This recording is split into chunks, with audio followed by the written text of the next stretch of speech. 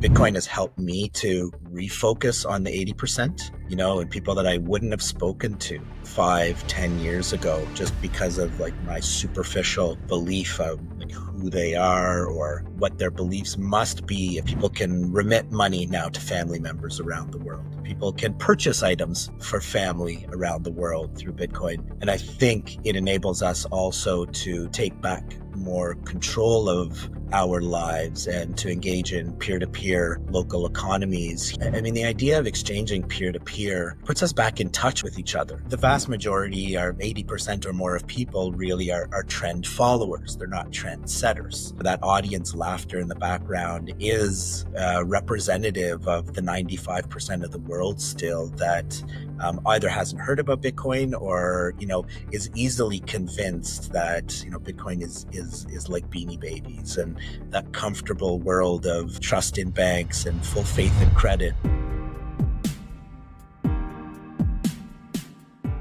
Let's get started with what you are doing with Bitcoin circular economies and what's kind of your background and overview. Sure. So I have a few roles in the global Bitcoin space. One of them is as the coordinator for a global group called the Federation of Bitcoin Circular Economies. And when we met in El Salvador, I was there under that sort of umbrella of work that I do. The Federation of Bitcoin Circular Economies was established about 2 years ago. There were a group of us who identified the need to help emerging and existing circular economies around the world connect with each other, share with each other, and to provide a bit of a central spot for any community that wants to start a circular economy to go and get support and get connected to other circular economies. And that's something that I had, created or established a couple of years ago after having conversations with some of the existing circular economies in El Salvador and South Africa and elsewhere, because I saw a connection between the work that they're doing and the work that I had come from doing, for 20 years in community health and development. I'd been working with community health centers around the world, which are community development projects trying to connect people with local health services and other sorts of supports, and doing local community development work to, improve conditions for health and well-being in the local communities. And, really helping to provide connective tissue between those organizations around the world. And as I started to see the work, really inspiring work that Bitcoin circular economies were doing, which by my count is really community development work, right? It's community development empowerment work. Noted that there wasn't enough sort of connective tissue between them, so they could share lessons, learn from each other, and also, not reinvent the wheel around the work that they're doing, like, borrow and adapt what each other's doing. And, so approached a few of them, started having conversations, and we just went from there. At this point, fast forward a couple of years, there are about 50 to 60 Bitcoin circular economies that are connected through the Federation. And, we bring them together every couple of months for a general assembly virtually to, share updates, learn from each other, get connected, and then offline, different types of project work, based on their local needs and helping them advance their efforts around local education, merchant adoption, and so forth. Super interesting. I love circular economies so much because it promotes the medium of exchange side of things. And I just had the episode with Jeff Booth, so that's the previous one, and we talked about that, and he put it out so clear. I'm a little fearful if in pointing it so clear, but it's really encouraging to see him putting it so clear, where he says, without medium of exchange side of Bitcoin, store of value will fail. of Bitcoin. We need the medium of exchange side of things. So why do you think circular economies and this is the medium of exchange side of things for Bitcoin is so important? Yeah, and I think based on our local realities, we all give priority to one or the other at first. You know, you and I living in countries like it is Austria, right? It's not Germany, it's Austria, correct? It's a small town of Germany, so like it's It's Austria. Germany, No, okay. no, no, no. I made a joke, but But it's Austria. Yeah, yeah. Austria, So all right. because Austria is smaller than, for Yeah, example, Bavaria, of course. and it's a part of Germany. But yeah, it is Austria. But Yeah, well, what's the difference? you're German, you're Germany light, just like Canada is USA light, I guess. And I lived I lived in Germany for 2 years, in the part that is almost like Austria, Bavaria. It's very nice. But yeah, but sorry, yeah, I'm But I Austrian. was going to say, you know, in Canada, Austria, Germany, United States, where we have generally functioning um, financial rails, where you know the median income, access to employment, et cetera, are generally better.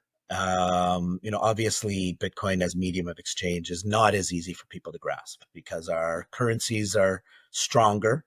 You know, relative, yes, they're debasing and people's purchasing power is diminishing, no doubt. But you know, compared to something, you know, like uh, you know, like the Kenyan shilling or you know other currencies, Turkish lira, others that are debasing much more rapidly. We don't have the need for it to the extent that you know many other places in the world do. And so, for us, for the majority of people, the store of value is going to be the first case. Now, when you look to the majority of the world, where you have much weaker currencies that are debasing at a much faster pace, where there are all sorts of capital controls, we're gaining access to banking and financial rails that allow you to save money in a third party entity to transact digitally, are much more difficult to come by. You know, the medium of exchange is a really powerful case, and I think it's just is evident. So I would say starting from that, the medium of exchange value and use of Bitcoin is really filling a massive gap for much of the world. You know, you've seen places, no doubt, and spoken to people, places, no doubt, who prior to having access to Bitcoin lived entirely on a cash basis. At a local level, if you're somewhere where you're based in a cash economy, not only is access to the currency a challenge, but there are physical safety concerns. There are concerns with, you know, how do you, you know, as a small business or a household, how do you transact in ways using your local currency that, you know, make life more manageable, et cetera, all sorts of barriers to, you know, to transacting. And so having a digital currency that anyone can hold on their phone, and as you know, doesn't even need to be a smartphone. We have Machankura based out of South Africa and on the African continent, and that others around the world are now using, where you can actually use a quote unquote dumb phone to transact over just a normal mobile line. I mean, this just helps people leapfrog a generation of technology and gives them not only a better means of transacting on a peer to basis network locally, but actually gives them access to global markets and the global community, where prior to that they were completely cut off by virtue of transacting in a local currency that no one outside of their own borders would want. And so, you know, for starters, it's really bringing that half or more of the planet that is entirely cut off from the rest of the world, and are scrambling for their lives literally on a daily and weekly basis to keep up, you know, with the rising costs of living, which are owing to their debasing currencies by and large, just a new lease on life. And so that medium of exchange value of Bitcoin is incredibly powerful for that, you know, half or more of the world's population, just for starters. Second of all, I mean, I think even for those of us living in countries with more quote unquote developed financial rails, banking systems, monetary policy, government management of finances that isn't as terrible as it is in many other places of the world, that medium of exchange still gives us a tremendous amount of power, right? And I think it also helps us to connect to the rest of the world in places that previously weren't possible, or where there were, significant barriers. And so just providing that connectivity to the rest of the world and being part of a global movement is really, people can remit money now to family members around the world. People can purchase items for family around the world through Bitcoin. And I think it enables us also to take back more control of our lives and to engage in peer-to-peer local economies here in ways that support small businesses, that support, independent, regenerative local farmers, that enable us to claw back some of the power from major corporations that have squeezed out smaller businesses, often in concert with governments whose regulation or lack of regulation have really given power to larger entities. So I think those are just a few of the ways that the use of Bitcoin as money, really, the people's money, gives back power to everyday people, to families, to local communities, obviously with different priorities, different senses of urgency from one location to the next around the world, but really shifts the power back towards us, everyday people. Super interesting, the social and the cultural impact that also Bitcoin will have on us. And I'm often wondering like how this long term will actually impact. You already gave some kind of insights that the power shifts back to us and to the individual. What do you think is the impact of having peer-to-peer cash with Bitcoin on a cultural or social layer for humanity? Yeah, I mean, still early days, but I think Bitcoin, period, because it is a final settlement or bearer asset, because one, unless one is using like a custodied service, one really has to be accountable for one's own wallet, one's keys, etc.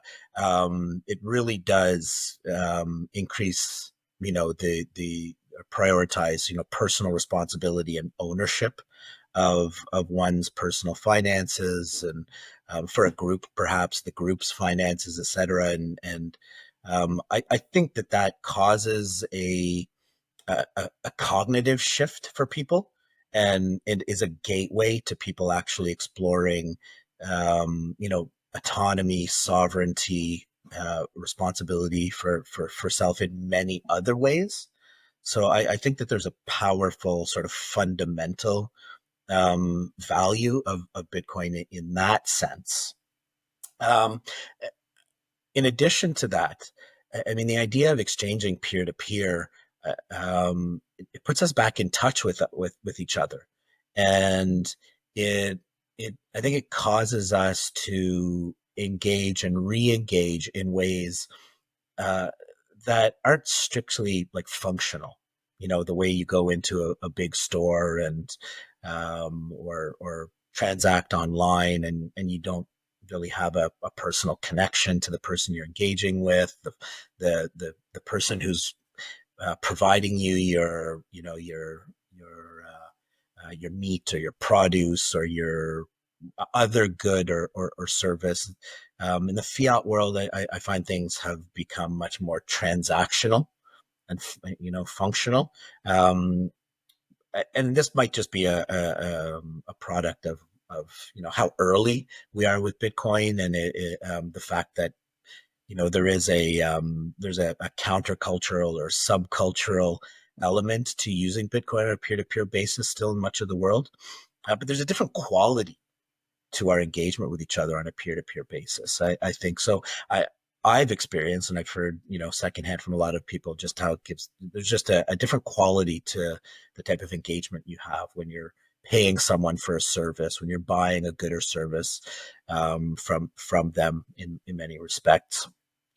So I think it does sort of help to renew some of our, connections with each other. Now, that will not persist if if and once we, go to scale with using Bitcoin as a medium of exchange, and it's ubiquitous, and you're using Bitcoin everywhere on a daily basis. That's a function of, just where we are in terms of the adoption curve and use of Bitcoin as money. But at this point, and at a point in time when we live in a world that is just like so divisive, when there's such systemic change and structural change at a macroeconomic, geopolitical level, at the level of society, where people are pulled apart from each other through sort of toxic tribal political narratives, and the gravitational pull of political parties, etc. I think there's something powerful about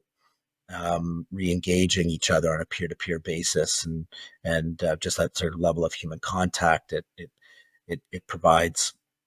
Maybe I might be I might be thinking wishfully of that, because I'd like to see more constructive social dialogue and engagement and whatnot. But I think it does help to kind of restore some you know nicer quality to our engagements with each other.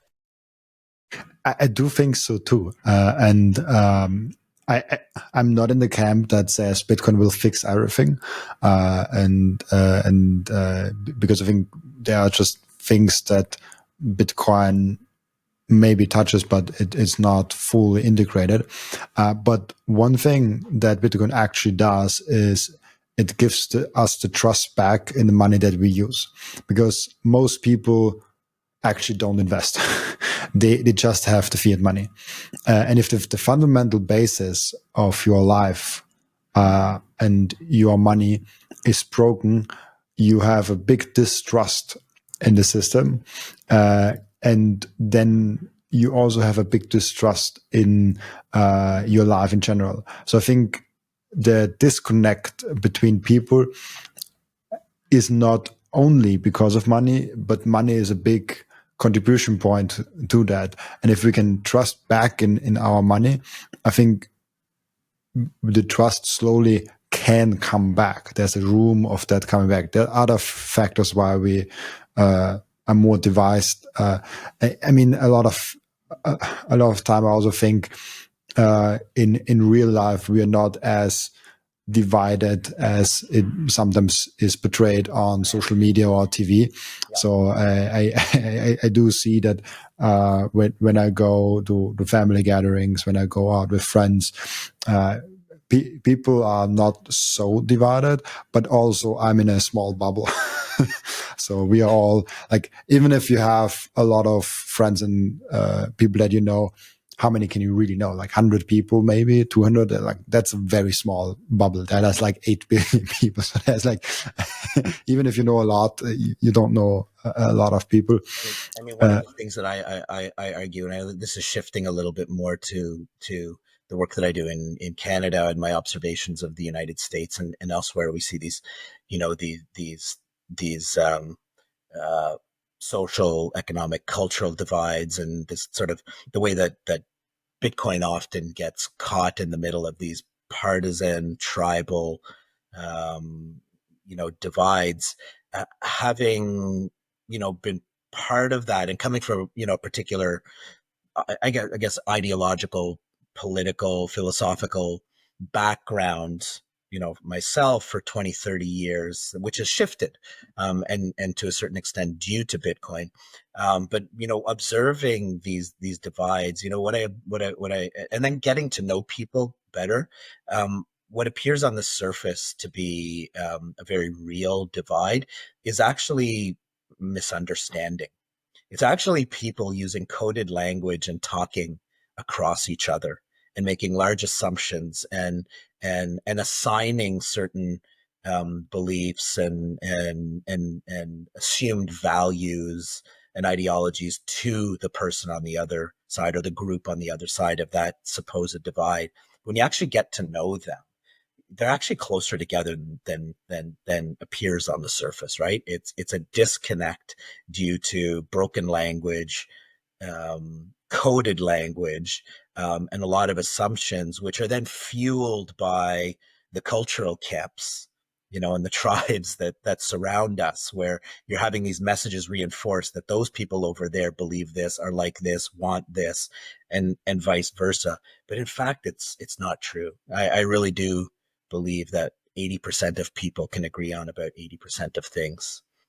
We're always pulled to the margins to fight over the 20%. We don't start from the 80%. And I've seen, and my personal experiences, Bitcoin has helped me to refocus on the 80%, and people that I wouldn't have spoken to 5, 10 years ago, just because of like my superficial belief of like who they are or what their beliefs must be if they say that this is their voting tendency, or that, I've been able to sort of bring down those walls and be able to re-engage people on a human level and realize that, like, no, actually, we actually share a lot in common. There's some shared values. We just, have been propped up against each other by these powerful narrative structures that that cause us to do that and reinforce those sorts of polarizing sort of uses of language and whatnot. But also, also that there aren't just many spaces anymore where we can actually have constructive dialogue, right? And like, what do you mean when you say that? Is this what you mean? This is what I think you mean. Is that what you really mean? And anyhow, and I think Bitcoin has given me, a sense that it is a tool that can help us to actually come together again. Very true, and the thing also with a globalized world, with all its advantages, there's those things coming. If you look at feeds, it feeds you always the most extreme. In the most extreme on the good side, but also on the bad side. And without social media, without the globalized world, you could only see the most extreme in your village, in your county, in your town. And the most extreme in your town is most likely not the most extreme in the whole world. So if we then see on Twitter some fighting videos where people get off the car and fight with each other, most of the time it's not happening. Most of the time people just drive around and have a good time. But there are those instances, and those are where the cameras are then, and then it lands on the internet.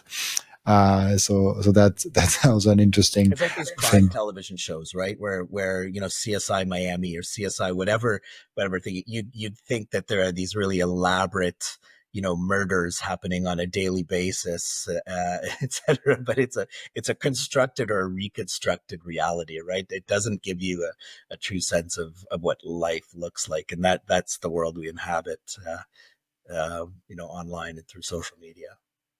Absolutely.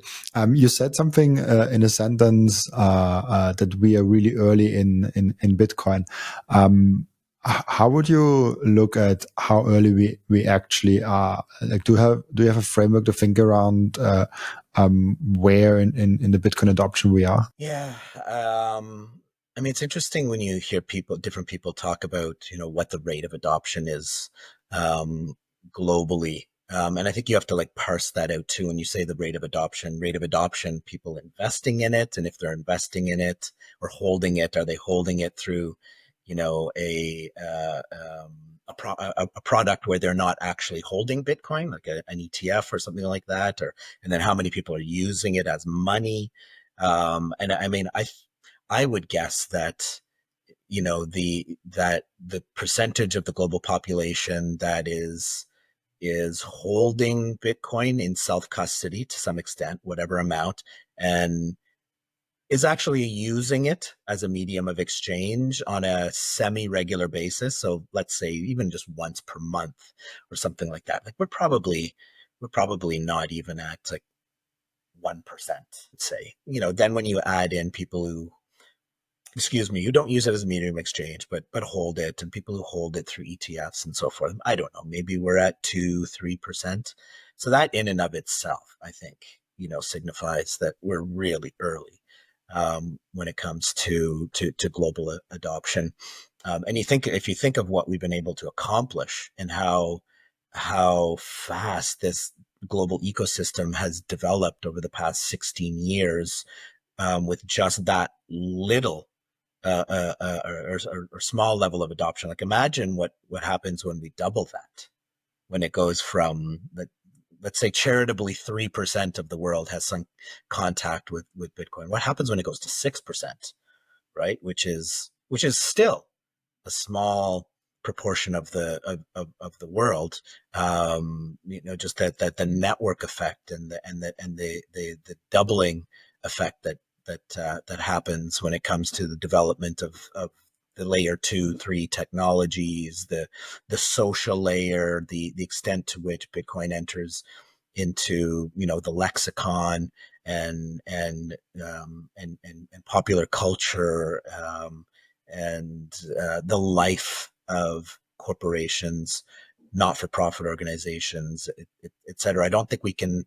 I don't think we can even really wrap our minds around what that's going to look like. But to come back to the how I think about adoption at this point, I'm sure you're in the same boat when it comes to those normie friends of ours, if we use that language, the ones who see you as like that Bitcoin guy, or who inserts the reference here or there, or turns a conversation about politics or economics or anything else sort of back to a Bitcoin angle from time to time.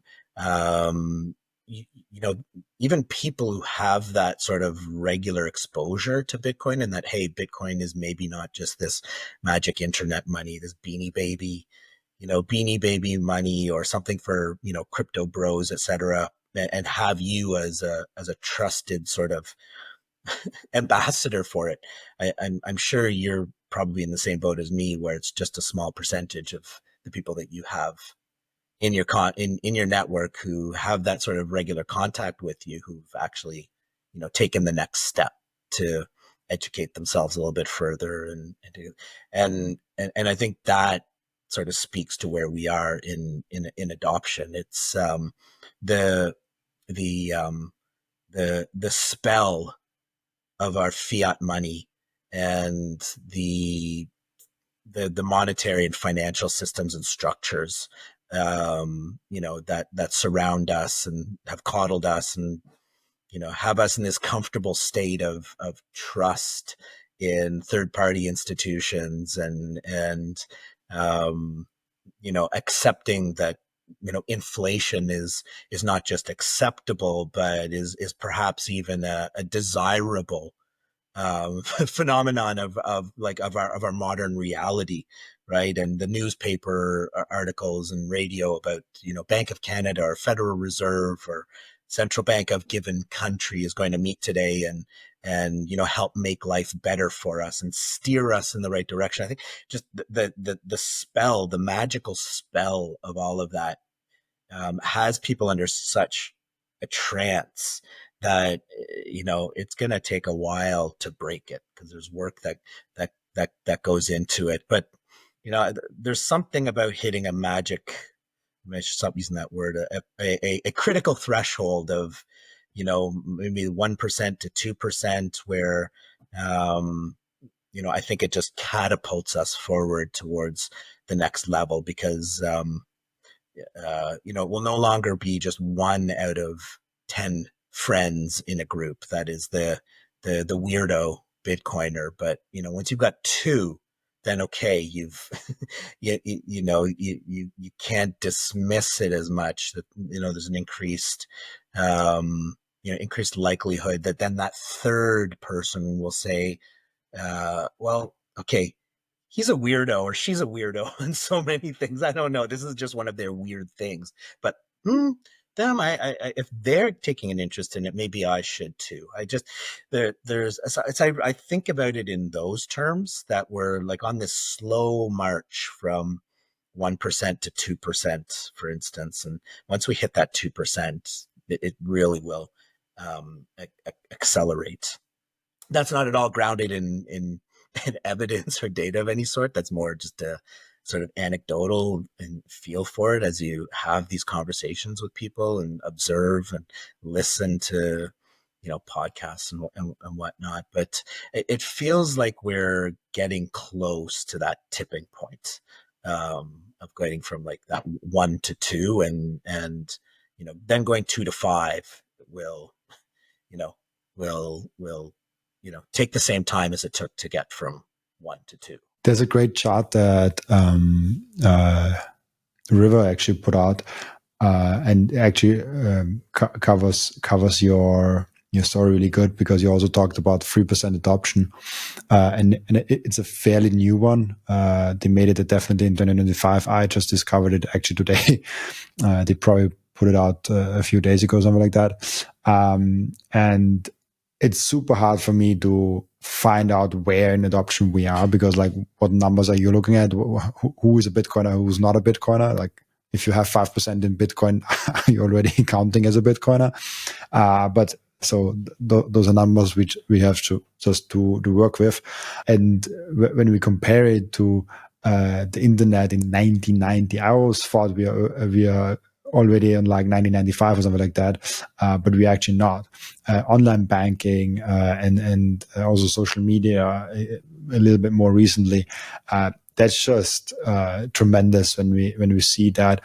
And when you think back of those innovations, for example, the internet in 1990, we couldn't imagine anything that came from the internet that we are now experiencing or already experienced like 10 years ago.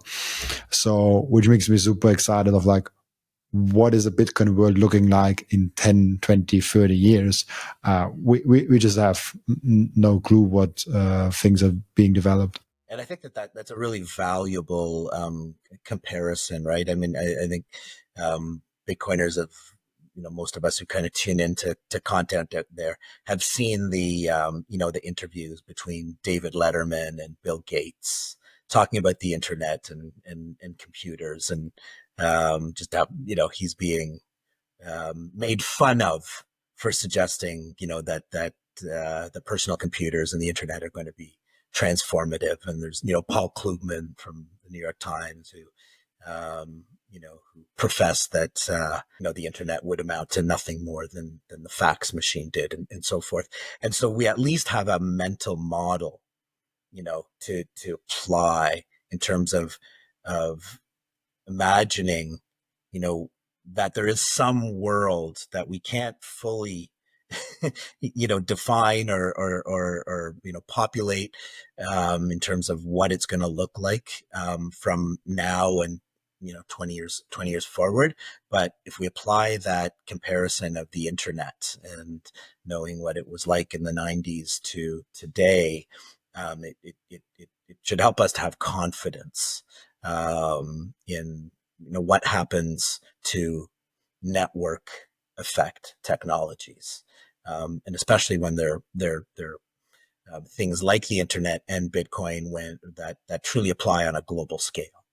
Let's take a break for a moment and appreciate the beauty that Coin Vigilante has made with the Bitcoin watches. Those watches are the most amazing, the most elegant way of showing that you are a true Bitcoiner. And Coin Vigilante just dropped a completely new and amazing Genesis edition of their watch collections. You have the date of the first ever mined Bitcoin block in there, and of course also the block height and which epoch we are currently in. I love the level of detail they put in this masterpiece. Make sure to check out those amazing Coin Vigilante timepieces down in the descriptions. I love those watches so much. And now if you have Bitcoin, I really do hope that you don't have it on exchange. But if you do have it on exchange, I have two ways for you to deal with that. The first way is you put it on a hardware wallet. That's the entry for you to get into the self-custody game. I recommend BitBox, Bitcoin only edition for that. It's a super simple and secure way. And if you check out the link in the description, you even get 5% off if you use the code Robin. And the second way is the Bitcoin Way. The Bitcoin Way is your all-in partner in terms of how to get the most out of your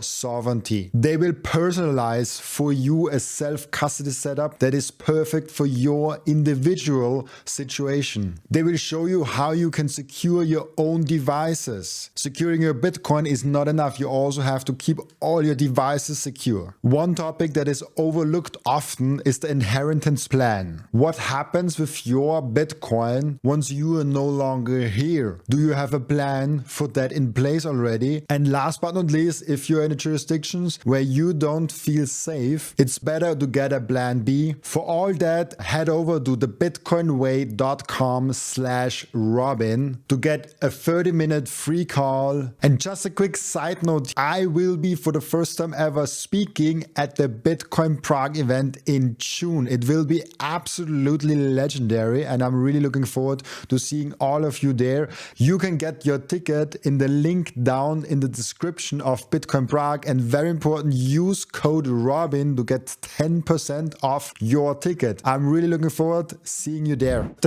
I have the video actually. Maybe we can watch it because I think it's a brilliant one. It's from 1995. Let me quickly figure out how to set everything up so we can actually watch it nicely. So you also hear it. I hope you also hear it on your side now. And this is Bill Gates explaining this internet thing. I think it's just like a few seconds long, actually. What about this internet thing? Do you know anything about that? Sure. What the hell is that exactly? Well, it's become a place where people are publishing information. Right. So everybody can have their own homepage. Companies are there, the latest information. It's wild what's going on. You can send electronic mail to people. It is the big new thing. Yeah, but you know, it's easy to criticize something you don't fully understand, which is my position here. Go ahead. But I can remember a couple of months ago, there was like a big breakthrough announcement that on the internet or on some computer deal, they were going to broadcast a baseball game. You could listen to a baseball game on your computer. And I just thought to myself, does radio ring a bell? You know what I mean? It's just... And I think it shows so nicely of like how people actually thought about that previously, and it reminds me so much of what people bring out as counter arguments now against Bitcoin. Yeah, well, and if you hear the audience applause in the background too, which is not merely like the canned laughter of a late night comedy show, people applauding for a good joke, etc. And I might be reaching here a little bit, but I read into that, people enjoying the fact that David Letterman in his position there are affirming for them their biases, right? Or providing some assurance that the world as they know it, the tool that they know it will not change because we're resistant to change. Right. And the vast majority of people, and I don't mean this to sound condescending, the vast majority are 80% or more of people really are trend followers. They're not trend setters. Right. There's that adoption curve. There's a reason why, there's 1, 5, 10% early adopters on that curve who are often, not just adopting a technology or tool, but are part of a countercultural trend.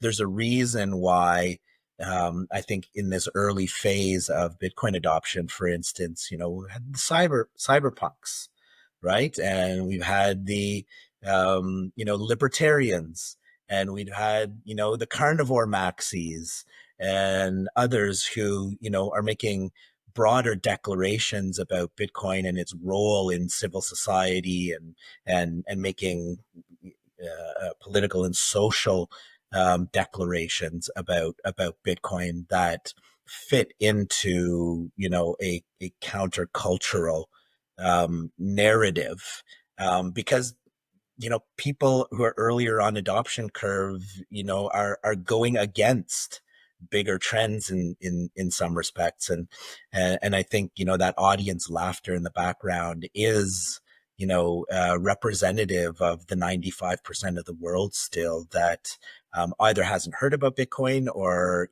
is easily convinced that Bitcoin is like Beanie Babies, and that the comfortable, well, not comfortable for everyone, but just for all intents and purposes, that comfortable world of trust in banks and full faith in credit and fiat money is going to be a permanent feature of the world we inhabit, and we're gradually eroding this. That audience in at that show, I'm sure if there were 100 people, for the sake of argument, in that audience, there was one who went home and looked up the internet and became a convert, right? And then that person told someone, and they told someone, and that's just the pace of change. It's so there's two. So first, I want to get there. I was in university in Austria for IT once and for economics. And for the IT, I had a Sonder course of IT security. And that IT security course, the introduction of it, within the first 10 minutes, he talked bad about Bitcoin, which was not even on the topic. I don't know. I think he just picked his personal battle against Bitcoin.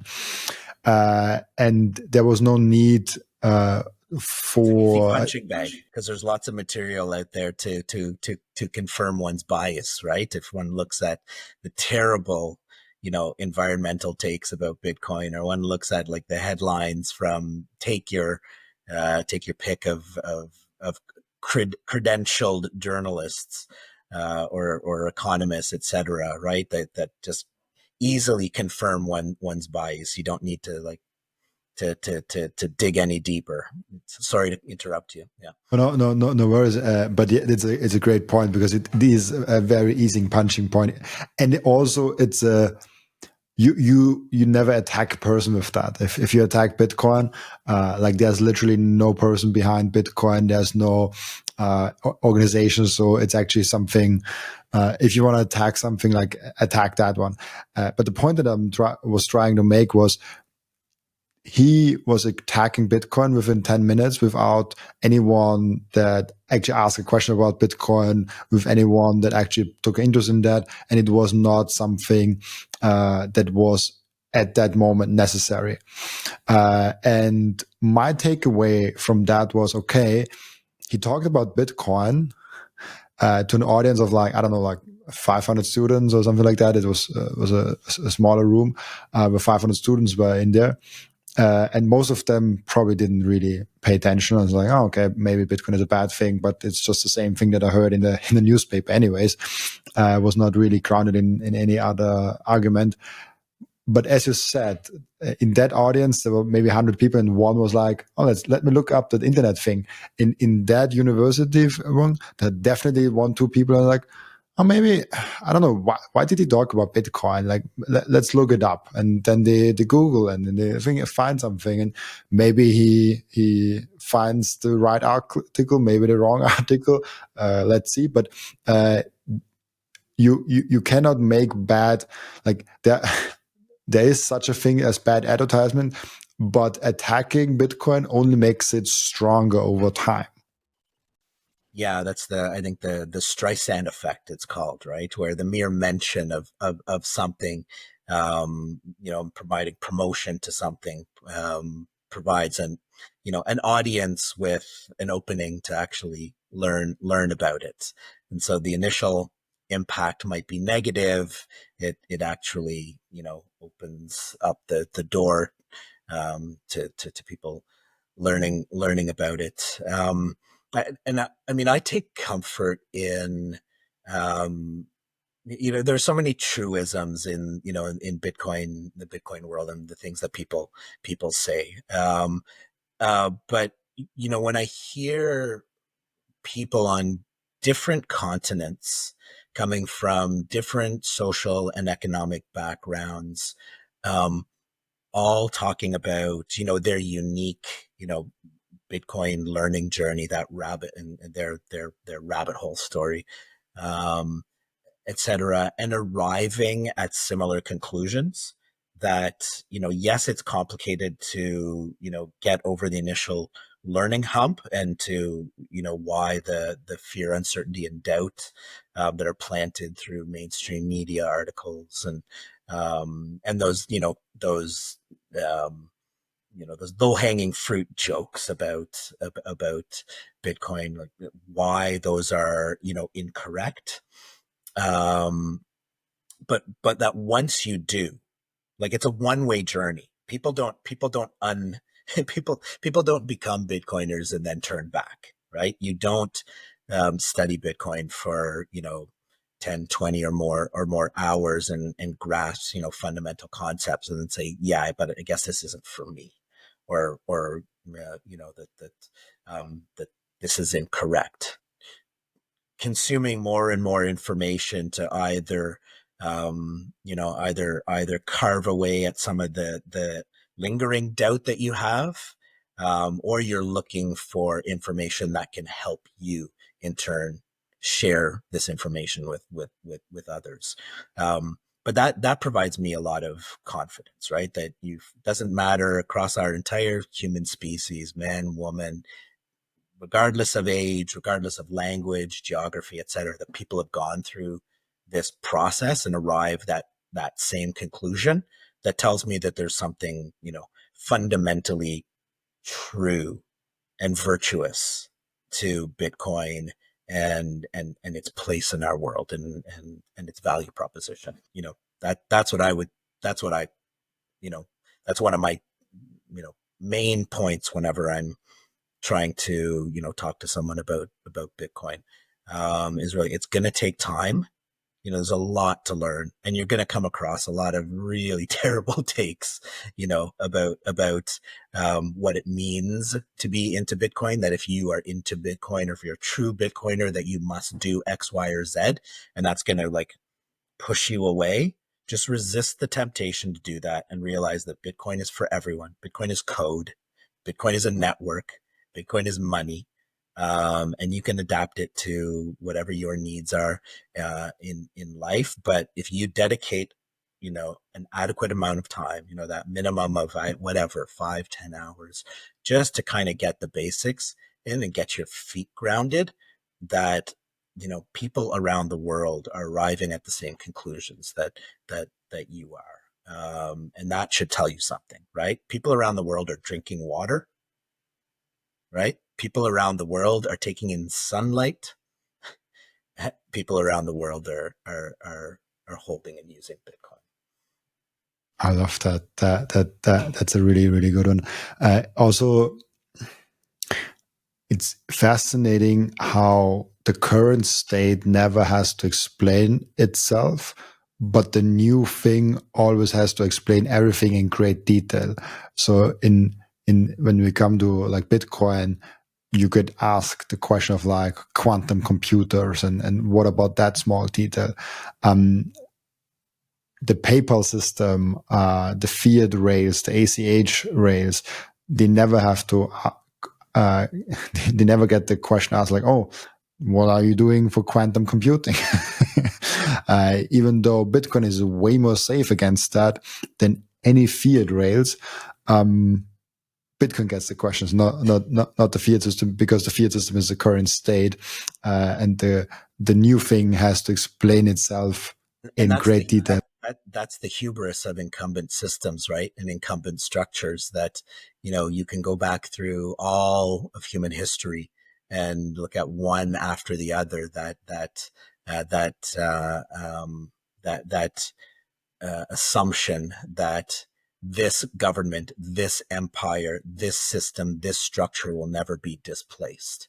And inevitably they are. And in the last, sort of generation of technological displacements, the blockbuster videos and the Kodak cameras of our world that scoffed at the advent of the internet and new technologies and how those would disrupt their model, were displaced. I think this is just a feature of human beings and our resistance to change and our inbuilt hubris, but also of incumbent structures in general. But the march of history continues, and newer, better technologies displace previous ones, and Bitcoin will do that to our current fiat currencies and our current financial monetary systems. You also, I think, in Canada, how is Bitcoin adoption going there? We hear conflicting information. Ironically, the Bank of Canada conducted research into the rate of Bitcoin adoption, and prior to the debacle and collapse of FTX and everything that happened in 2021, they had identified that the adoption rate was at about 20%. 20% of Canadians were into Bitcoin. I believe it was Bitcoin and crypto. But, as we all know, it's rare that people who hold crypto don't also hold Bitcoin. So I use that as a proxy, that it was Bitcoin and crypto as well. Now that, and there were also a couple of other province level government entities that are regulatory bodies that did independent studies, and it seems like the figure that they came up with was somewhere between 15 and 20%, from 2021 to 2023. But you wouldn't think it's that high just based on the level of, sort of social discussion, mainstream media coverage, and anecdotally, if you go, to 100 people in your local network, you might find 2 or 3 people who have some sort of exposure to it. And so I think it says a couple of things. I think it says the majority of people who are using Bitcoin in Canada are hodling it. It's seen as an investment. It's not being used as money. Now, there are pockets of activity where it is being used as money, and there's some great tools here. And so there are some pockets of activity, but by and large, in Canada, it's the store of value use case that dominates. And for all the reasons that, like we discussed at the beginning of our conversation, right? We have relatively stable fiat currency. We have relatively well-functioning banking and financial rails. So there isn't as acute need for Bitcoin as money to fill those needs. But there is some momentum developing. Regardless of what one thinks of the, that episode of the trucker convoy in Canada, that's now famous, right? Globally, where people had their financial assets and bank accounts frozen, based on their participation in that, and Bitcoin played a role in that. Now, regardless of what you think of the, the trucker convoy and all the politics that surrounded that, the reality is that was an example of, the state overreaching and demonstrating that they can, and under particular circumstances will, engage in that sort of activity. So that was that was an excellent advertisement for Bitcoin, and a lot of people tuned into that.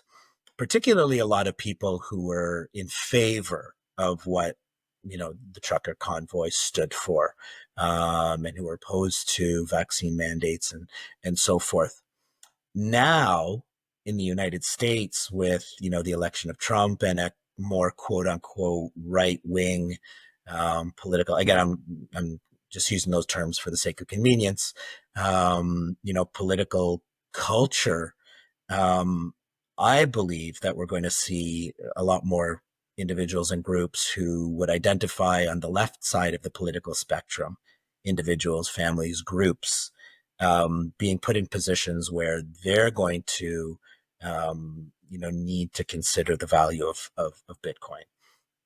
Recently, we just saw in the United States, for instance, that I believe it was the Internal Revenue Service. I believe, I forget exactly which federal agency it was freezing the accounts of Habitat for Humanity, under suspicions that maybe there was misuse of funds, etc.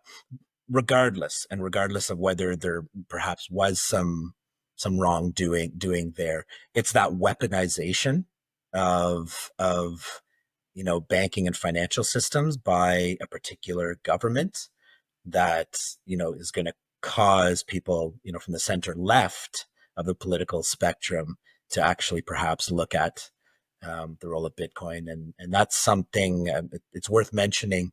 I'm a member of the board of a new not-for-profit organization that's based in the United States called Progressive Bitcoiner. You may be familiar with the book, A Progressive's Case for Bitcoin by Jason Meyer, and the podcast, the Progressive Bitcoiner podcast that's been operational for a few years now. It's now a not-for-profit organization, and the role of that, it's a nonpartisan organization, but the role of that organization is to help people who, by and large, would consider themselves center left on the political spectrum, to understand the value of Bitcoin, the human rights use cases, the case for economic inclusion, and so forth. And a lot of us who are involved in that work, believe that this is an important opportunity for individuals and groups from the center left to actually finally grok Bitcoin, because they're about to find out. Hopefully wrong, but I think many are about to find out what government overreach and weaponization of money and financial systems can look like, if you look at groups like Planned Parenthood or others. So that was a bit of a rant. I forget what the original question was. Oh, it was about Canada. But I was using the example of the United States. The same thing would apply in Canada, right? Where, people who may not have originally, taken an interest in Bitcoin because they didn't align with, let's say, the vision of the truckers convoy or center right ideology, politics, etc., may have cause in the near future to actually better appreciate how, why having a neutral, censorship resistant, digital, portable, non-debasable currency and store of value is important. So it's really dynamic here in Canada. Again, just sort of the takeaway is the majority who are holding Bitcoin are doing so as an investment, store of value. There is growth of activity when it comes to medium of exchange, and we now have a national not-for-profit organization that I'm the operational lead for here in Canada, to try to help advance education and engage with political parties across the political spectrum to have them understand the value and uses of Bitcoin. We're Bitcoin is unfolding in a time of like great social, economic, and political upheaval, and it's complex. I imagine much the same in in Austria or Germany. Yeah, I think all of Europe, unfortunately, especially the EU region. I mean, Swiss is better. I hear there's Madeira. It's also in Europe, which I think is doing really good on grassroots level. So like there are exceptions, but I think Europe has maybe a similar stance than Canada has in many ways. But there are a lot of political things shifting actually also in Europe, which is fascinating to witness.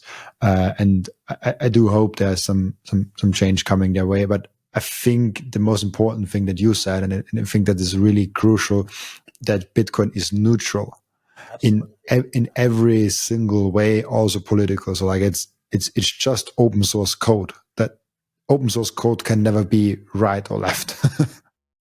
Yeah, and you know the two aspects to that. One is just that simple fact, right? That it's neutral, open code that can be used by anyone. It can be used for, you know, the most altruistic humanitarian purposes. It can also be used for terrible, nefarious purposes, right? And that has nothing to do with the tool itself being designed for one or the other. That has to do with human beings doing human being things. The same way that the U.S. dollar can be used to purchase, you know, you know, a baby stroller, or it can be used to money launder and support organized crime. You know, so there's that facet of it as well. My hope slash and fear. My fear is that you know, there are many people who are trying to turn Bitcoin into a partisan tool, right? That, you know, if you're a Bitcoiner, you must be Republican in the United States. You must be a Trump supporter. That somehow it's only Republicans, only, you know, the MAGA crowd and Trump supporters that that really get Bitcoin and will use Bitcoin. And that has, you know, the risk of alienating people who don't see themselves in that camp. I'm trying to speak as a nonpartisan, just sort of observer of this. I'm not passing judgment on this, other than to say, like, I think we really need to try to, as Bitcoiners who truly believe in the best possible social human outcomes that Bitcoin can lead to, need to try to help people see that, you know, it's a neutral asset and, you know, can be used by anyone. But that in fact, if you actually go through the lessons that Bitcoin helps you, you know, appreciate, like, what is money?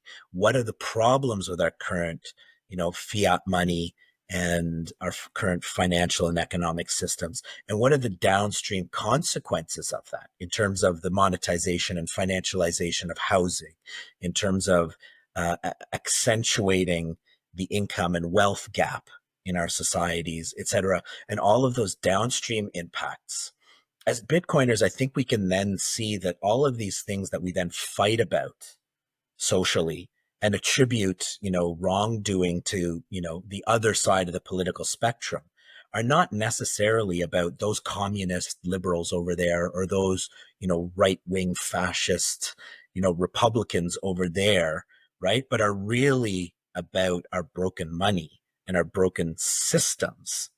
And so if we can all diagnose the problems and say that, you know, Bitcoin not only is a learning tool that can help us better understand all of these social and economic phenomena, but can then help to actually remedy these, I think it can have a unifying force and impact in our society to say, you know, like, hey, maybe, you know, you are aligned over there with the Republican Party, or you are aligned over there with the Democrats, because, you know, you're believing in the solutions that they are, you know, offering up to problems that we all see. But in fact, neither of those is correct. You know, that in fact, if we were just to fix the money and really just to establish some fairness, and you know, some more transparent systems and structures in the mix here, that we would begin to reduce so many of these social problems that we all agree, are there and are getting worse. And we could actually then have constructive dialogue about, okay, what are some reasonable solutions to these things. So I'd like to see more Bitcoiners kind of focus on that and say like, hey, like let's dampen down the noise about about right-wing Bitcoining and left-wing Bitcoining, etc., and like actually diagnose that political tribalism as being a byproduct of broken systems, and like let's try to like step away from that as Bitcoiners and find like rediscover the center, and Bitcoiners could be a real unifying force within our societies to actually bring people together and have like constructive dialogue. I know that's an incredibly hopeful and optimistic, way to think, given like what we see in the world that surrounds us, where there's just such division and such animosity and toxicity. But if there are going to be forces in the world that I think can help bring us together, I think Bitcoin is one of the best, if not the best among them.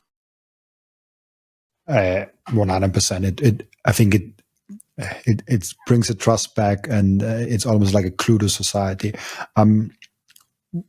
What I have one question to ask each and every one of my guests, and the question is, what can we learn from you besides Bitcoin? I think I was just speaking to it. I'm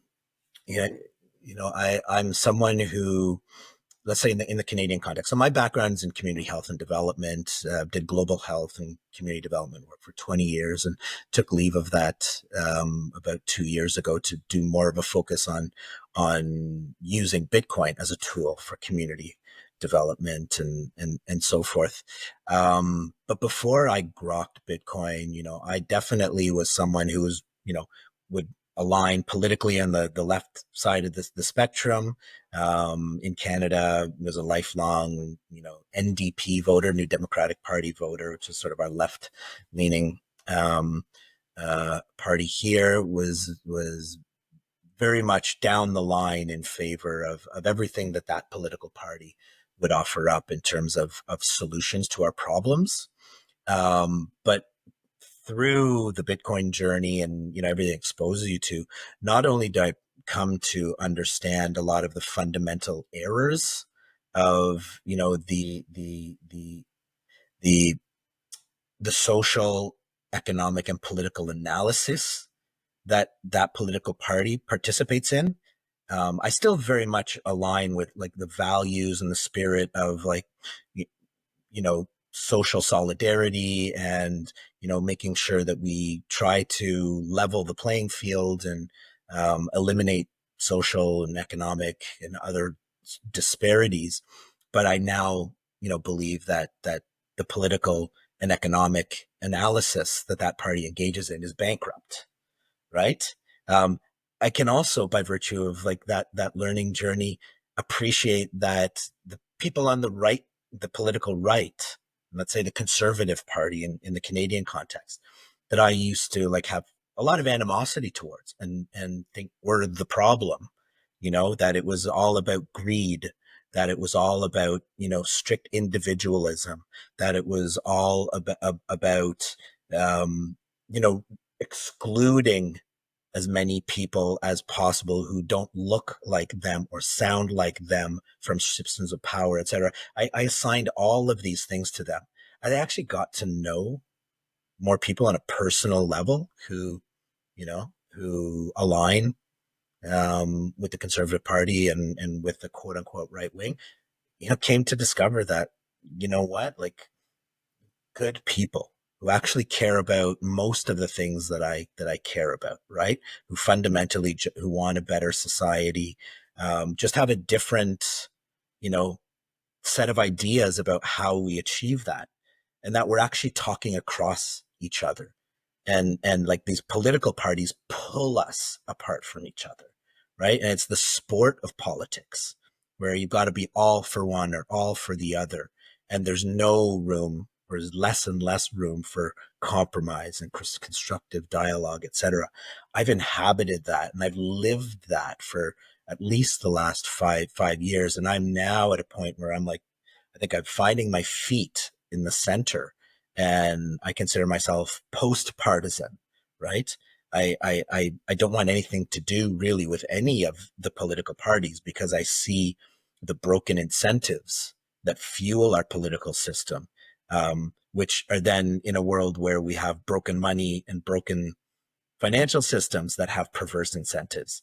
And it's just this terrible cocktail that's killing us, that's pitting us against each other and killing us. And so all of that maybe is a way of saying if people can learn something from me, it's to take a step back from their political alignments, and to take that chance to step forward and talk to someone else from that other group, that other, political ideological party, and to actually start from first principles and values. Like, what do you believe in?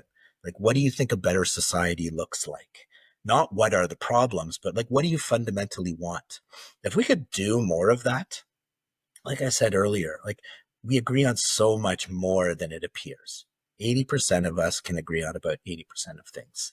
And that's kind of the truth that I'm trying to walk right now in terms of how I engage people. I'm not willing to dismiss that person or that person over there, because I realize that we're subject to all of these forces that are, pulling us together. So yeah, talk to people, take it down a notch, ask, questions that try to get at, where we can agree first, build some level of trust. And as Bitcoiners, take that as a mission, right?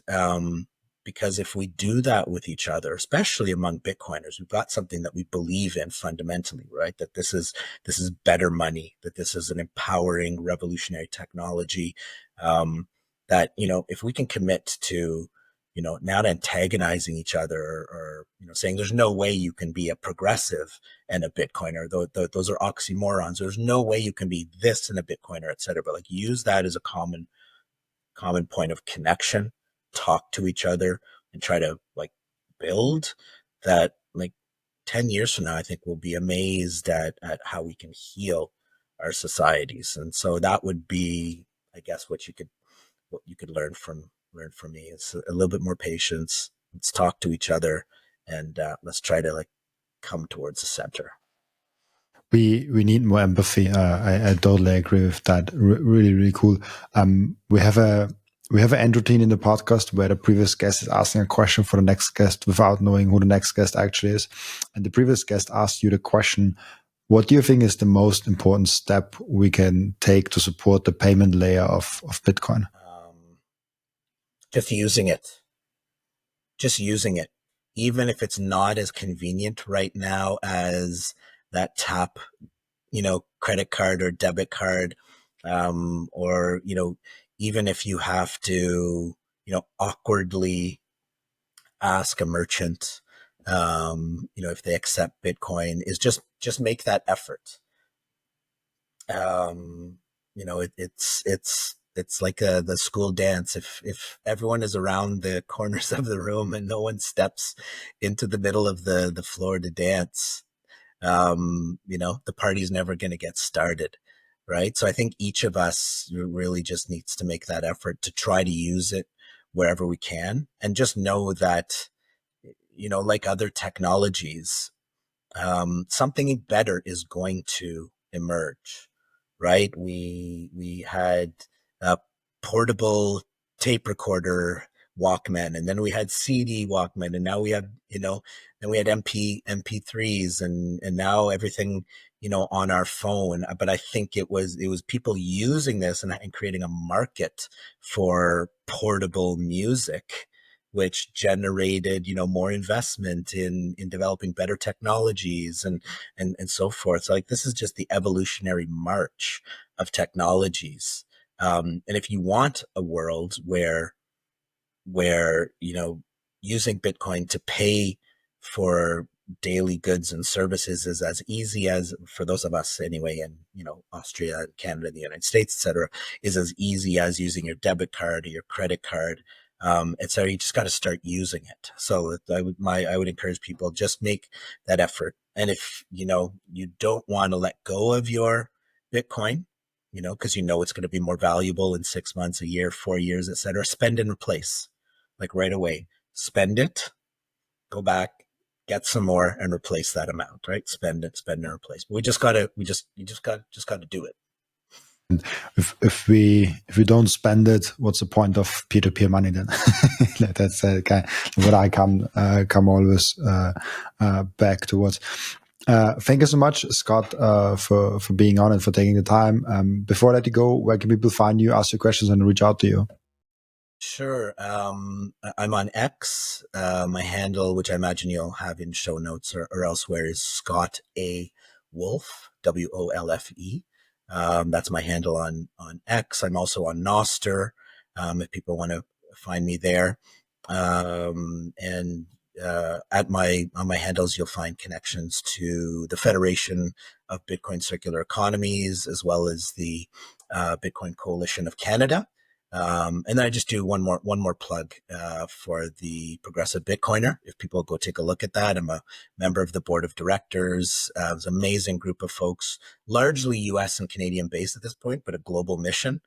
And I think it's a really important resource and tool for people who might initially align with sort of the vision and mission of that organization, but also for anyone who maybe doesn't, but has family members, friends, etc., who are lingering under some impression that Bitcoin might not be for them. It might be another excellent place to send them. So yeah, on X, on Nostr for myself, and you can find links to the organizations I just mentioned.